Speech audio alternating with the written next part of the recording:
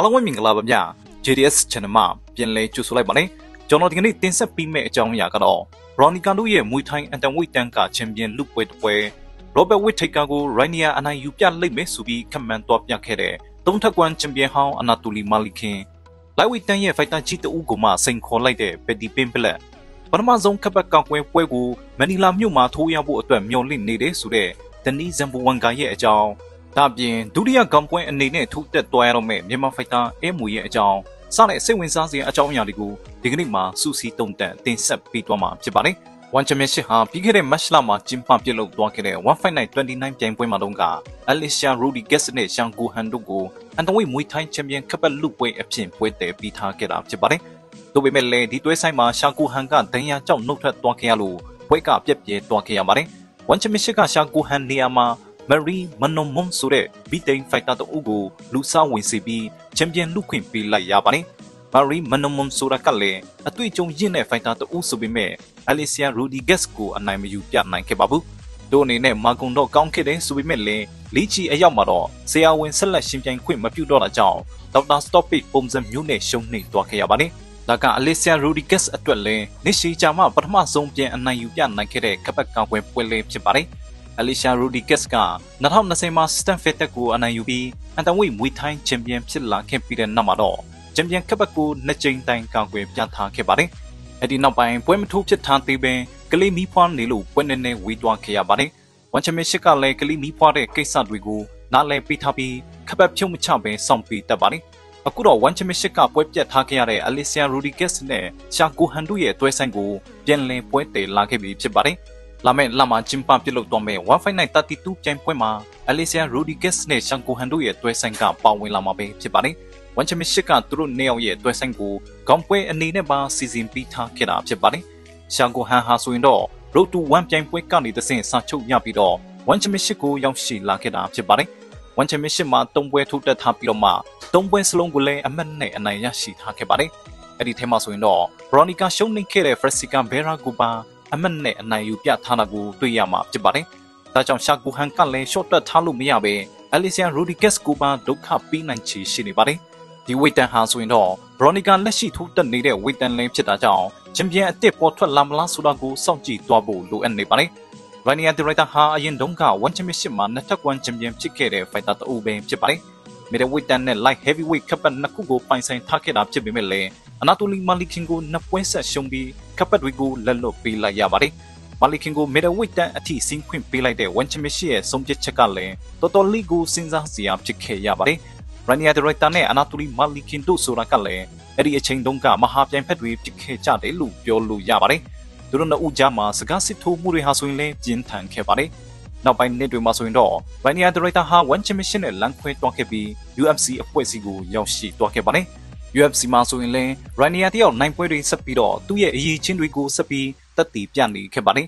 ။နောက်ဆုံးထိုးတက်ထားခဲ့တဲ့ပွဲမှာတော့ ground ပိုင်းမှာကောင်းလာပါတယ်ဆိုတဲ့ Bonike ကိုအလဲထိုးခင်နိုင်ခဲ့ပြီးကောင်းပိုင်းဖိုက်တာတအုပ်ဖြစ်ဖို့အတွက်နီးစပ်လာခဲ့ပါတယ်။တစ်ချိန်လုံးကမဟာပြိုင်ဖက်ကြီးဖြစ်ခဲ့တဲ့ Anatoly Malikin ကပါ Rainier ကိုလေးစားမှုပြလာခဲ့ပါတယ်။ Rainier ရဲ့နိုင်ပွဲအပြီးမှာဆိုရင်တော့ Malikin ကိုယ်တိုင်ကချီကျူးစကားပြောဆိုသွားခဲ့ပါတယ်။ UFC ကတော့ Rainier Director ကိုချက်ချင်းပဲပွဲပြန်တည်ထားခဲ့ပြီး Middleweight တန်ရဲ့ထိပ်တန်းဖိုက်တာကြီးတဦးဖြစ်တဲ့ Middleweight Champion ဟောင်း Robert Whittaker နဲ့ပေးတွေ့ထားခဲ့ပါတယ်။ဒီပွဲကတော့ Rainier Director ကိုဆံမွေးပွဲစစ်တော့မဲ့ပွဲလို့လည်းပြောလို့ရပါတယ်။ကျန်ဖက်ဟောင်းကြီးဖြစ်တဲ့ Anatoly Malikin ကတော့ဒီပွဲမှာလည်း Rainier ပဲအနိုင်ရလိမ့်မယ်ဆိုပြီးတော့မှခန့်မှန်းပြီးတွားခဲ့ပါတယ်။ Robert Whittaker ကတကယ့်ကိုထိပ်တန်းဖိုက်တာတစ်ယောက်ဖြစ်ပါတယ်။သူကဒီလောကမှာအများကြီးလဲလုပြထားခဲ့ပြီးဖြစ်ပါတယ်။ဒါပေမဲ့အခုတော့အကြပိုင်းကိုရောက်နေပြီလို့ထင်ရပါတယ်။ချန်ပီယံဖြစ်နေတုန်းကလက်ရည်မျိုးတော့မဟုတ်တော့ပါဘူး။ Khamsan နဲ့ထိုးလိုက်ရတာကသူ့အတွက်ပိုပြီးနစ်နာသွားခဲ့ရပါတယ်။ဒီပွဲကတော့ Rainier ပဲချုပ်ကွက်နဲ့ပွဲသိမ်းလောက်မယ်လို့ထင်ပါတယ်ဆိုပြီး Malikin ကခန့်မှန်းပြောဆိုသွားပြီးခဲ့တာဖြစ်ပါတယ်။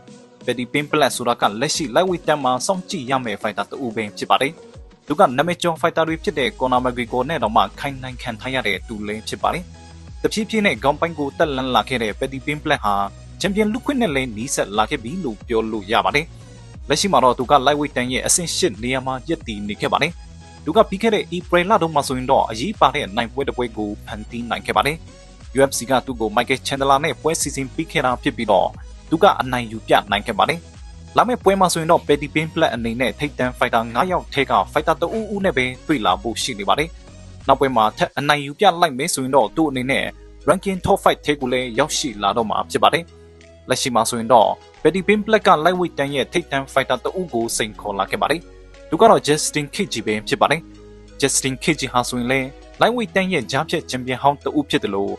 BNF champion ဟောင်းတဦးလည်းဖြစ်ပါတယ်။သူကလည်း lightweight တန်းရဲ့ထိပ်ပိုင်းက fighter တွေအများအပြားကိုဖြိုပြထားခဲ့ပူပါတယ်။နောက်ဆုံးထိုးတက်ထားခဲ့တဲ့ပွဲမှာဆိုရင်လည်း Rafael Fiziev ကိုအနိုင်ယူထားနိုင်ခဲ့တာဖြစ်ပါတယ်။ Petty Pin Black ကလည်းသူ့အနေနဲ့ Justin Gaethje ကိုသာအနိုင်ယူကျော်ပြတ်လိုက်နိုင်မယ်ဆိုရင်တော့ကပတ်လူခွင့်ပါရရှိလာနိုင်ချေရှိတယ်လို့ယုံကြည်နေခဲ့ပါတယ်။ကျွန်တော်အနေနဲ့ Justin Gaethje ကိုအနိုင်ယူပြလိုက်မယ်ဆိုရင်တော့လာမယ့်ပွဲမှာတင်ကပတ်လူခွင့်ရလာနိုင်မယ်ထင်ပါတယ်။ဒါပေမဲ့နောက်ပွဲမှာတော့ Justin Gaethje နဲ့ပဲထိုးတက်သွားချင်ပါတယ်။အော်တိုဘာလကြာရင်အာဘူဒါဘီမှာကျင်းပပြုလုပ်သွားမယ့် PTV ပြိုင်ပွဲကြီးမှာသူနဲ့ထိုးတက်သွားချင်တာပါ။ချန်တလာနဲ့ပွဲတုန်းကလိုပဲ Justin Gaethje ကိုပွဲသိမ်းပြချင်ပါတယ်ဆိုပြီး Petty Pin Black ကပြောဆိုသွားခဲ့တာဖြစ်ပါတယ်။လက်ရှိ lightweight တက်မှာ Petty Pin Black တယောက်လောက်ပြထားခဲ့ပြီးတာတွေကိုကြည့်မယ်ဆိုရင်တော့ Justin Gaethje နဲ့ထိပ်တိုက်တွေ့ခွင့်ရဖို့လဲထိုက်တန်နေပြီလို့ပြောလို့ရပါတယ်။ UFC ကဒီတွဲဆိုင်ကိုစီစဉ်ပေးမလားဆိုတာကတော့ဆက်လက်စောင့်ကြည့်ခြင်းစရာကောင်းနေပါတယ်။ One Championship ရဲ့ Anthony Champion ကြီး Stan Fitek ကတော့ဒဏ်ရာကနေပြင်ပြီးတက်လာဖို့ကြိုးစားနေရင်းကနေပဲဒဏ်ရာပြဿနာထပ်ပြီးကြုံတွေ့လိုက်ရပါတယ်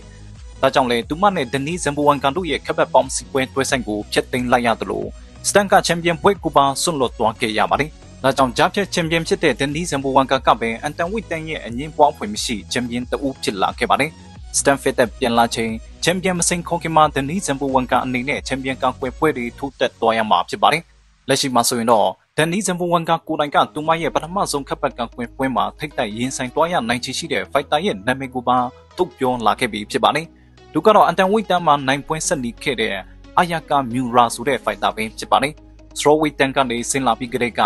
Ayaka Miura ဟာ Anthony တန်မှာပွဲကျင်းပြနေခဲ့တာဖြစ်ပါတယ်။ပရိသတ်တွေအများစုကလည်းသူ့ကိုပါခက်ပတ်လူခွင့်ပေးတဲ့နဲ့ဆိုပြီးယူဆနေကြပါတယ်။လက်ရှိ Anthony တန်မှာ Ayaka Miura ကတော်တော်လေးကိုကောင်းနေပါတယ်။သူကပွဲတိုင်းကိုအနိုင်ယူပြနေပါတယ်။ဒါကြောင့်လေသူကပဲခက်ပတ်လူခွင့်နဲ့ထိုက်တန်တယ်လို့ထင်ပါတယ်။ချန်ပီယံကန်ကွယ်ပွဲကိုတော့ဒီနှစ်ထဲမှာပဲထိုးတက်ချင်ပါတယ်။ဒါပေမဲ့ One Championship ပေါ်မူတည်သေးပါတယ်။ Stan နဲ့ကတော့သူမအဆင်သင့်ဖြစ်တာနဲ့ထိုးတက်သွားမှာပါဆိုပြီး Denis Zimboanga ကပြောဆိုသွားခဲ့တာဖြစ်ပါတယ်။နောက်ပြီး Denis Zimboanga ကလည်းသူမရဲ့ပထမဆုံးခက်ပတ်ကန်ကွယ်ပွဲကိုလည်းဖိလစ်ပိုင်နိုင်ငံမနီလာမြို့မှာထိုးတက်သွားချင်နေပါတယ်။ One Championship ကအရင်တုန်းကတော့အာဆီယံနိုင်ငံအများအပြားနဲ့အာရှနိုင်ငံတွေမှာပွဲတွေလက်ပတ်ပြီးကျင်းပခဲ့ပါတယ်။ဒါပေမဲ့နောက်ပိုင်းနှစ်တွေမှာတော့ထိုင်းမှာပဲအထိုင်ချပြီးကျင်းပနေတာများပါတယ်။ကျန်တဲ့ဈေးကွက်အနေအရဆိုရင်တော့ဂျပန်နဲ့အမေရိကန်ကိုပဲအာရုံစိုက်နေရပါတယ်။ဒါကြောင့် Denis Zimboanga တောင်းဆိုသွားခဲ့တယ်လို့ဖိလစ်ပိုင်မှာခက်ပတ်ကောင်ကွယ်ပွဲထိုးခွင့်ရဖို့အတွက်ကမလွယ်ကူသေးဘူးလို့ပဲပြောရမှာဖြစ်ပါတယ်။ဂျိုဝေဂျူတင်အတိပေးထားခဲ့တဲ့ MW ရဲ့တွဲဆိုင်ကိုတော့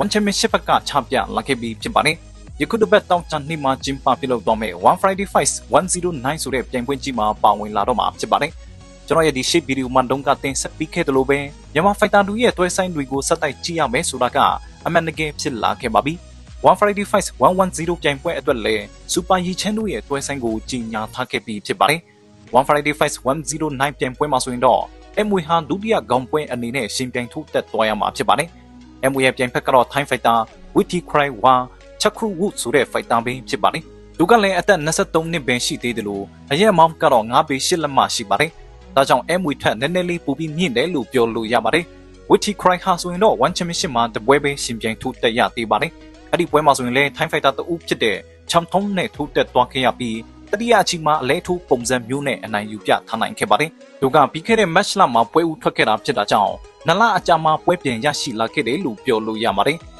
MW ကတော့ One Championship မှာ4ပွဲထိုးတက်ထားပြီးတော့မှ2ပွဲနိုင်2ပွဲရှုံးရလက်ကိုပိုင်ဆိုင်ထားခဲ့တာပါ။ရလက်အရင်အကောင့်ကြီးတော့မဟုတ်ပေမဲ့လည်း One Championship ကသူ့ကိုပွဲပုံမှန်ပြီးနေခဲ့တာလည်းဖြစ်ပါတယ်။ပြီးခဲ့တဲ့ match လမှာပဲပွဲထိုးတက်ထားခဲ့တဲ့ MW ဟာနလအကြာမှာပဲပွဲပြန်ရရှိလာခဲ့တာပါ။ဒါကလည်း MW ရဲ့ကစားပုံကဖြိုးဖြင်းမှုပြီးနိုင်တဲ့ပုံစံမျိုးဖြစ်နေတယ်လို့နောက်ဆုံးပွဲမှာဆိုရင်လည်းတိုက်ပွဲဝင်စိတ်သက်ကိုပြသသွားနိုင်ခဲ့ပါတယ်။ Everett Gordon နဲ့ထိုးတက်သွားခဲ့ရတဲ့ပွဲမှာဆိုရင် MW ဟာသွေးတန်တရရဲထိုးတက်ပြသွားနိုင်ခဲ့တာဖြစ်ပါတယ်။တော်ယုံ fighter တောင်တောက်ခံဖို့မလွယ်ကူတဲ့အနေအထားမျိုးမှာ MW ကနောက်ဆုံးအချီအထိရှင်ထိုးပြသွားနိုင်ခဲ့တာပါ။ MW ရဲ့တိုက်ပွဲဝင်စိတ်သက်ကိုတော့ One Championship ရဲ့တာဝန်ရှိသူတွေကလည်းသဘောကျသွားခဲ့ပုံရပါတယ်။ဒါကြောင့်လေဒီပွဲမှာဒုတိယခေါင်းပွဲအနေနဲ့ပါပွဲထုတ်လာခဲ့တာဖြစ်နိုင်ပါတယ်။ဒီပွဲမှာတော့ MW အနေနဲ့နိုင်ပွဲပြန်ယူပြဖို့အတွက်လည်းလိုအပ်နေပြီဖြစ်ပါတယ်။ အတွေ့အကြုံရနှုတ်သေးတဲ့ပြိုင်ဖက်မျိုးဖြစ်တာကြောင့် MWE အတွက်အခွင့်အရေးများတဲ့ပွဲလို့မြင်ပါတယ်။ MWE တယောက်ဒီပွဲမှာအနိုင်ရလက်ရယူပြသွားနိုင်မလားဆိုတာကတော့ဒီလာမယ့်အပတ်မေလ23ရက်နေ့ One Friday Fights 109ပြိုင်ပွဲကြီးမှာကျွန်တော်တို့မြန်မာပြည်သက်တွေအနေနဲ့တကူတကစောင့်ကြည့်သွားဖို့လိုအပ်နေပါတယ်။ဟုတ်ကဲ့ပါဒီကနေ့ရဲ့တင်ဆက်မှုလေးကတော့ဒီလောက်ပါပဲ။အဆုံးထိကြည့်ရှုကြပေးနေတဲ့ပြည်သက်တဦးတယောက်ချင်းစီတိုင်းကိုအထူးပင်ကျေးဇူးတင်ပါတယ်။နောက်လာမယ့်နေ့ရက်တွေမှာလည်းတခြားသောအားကစားလောကကစိတ်ဝင်စားစရာကောင်းတဲ့အကြောင်းအရာတွေကိုစူးစီးသုံးသပ်တင်ဆက်ပေးသွားအောင်မှာဖြစ်ပါတယ်။ဒါကြောင့်စောင့်မျှော်ကြည့်ရှုအားပေးဖို့ဒီကနေ့အားလုံးကိုဖိတ်ခေါ်လိုက်ချင်ပါတယ်။ကျွန်တော်ကတော့အစီအစဉ်တင်ဆက်သူဂျိုးစပယ်ဖြစ်ပါတယ်။အားလုံးပဲတာယာပျော်ရွှင်တဲ့ဘဝလေးကိုပိုင်ဆိုင်နိုင်ကြပါစေ။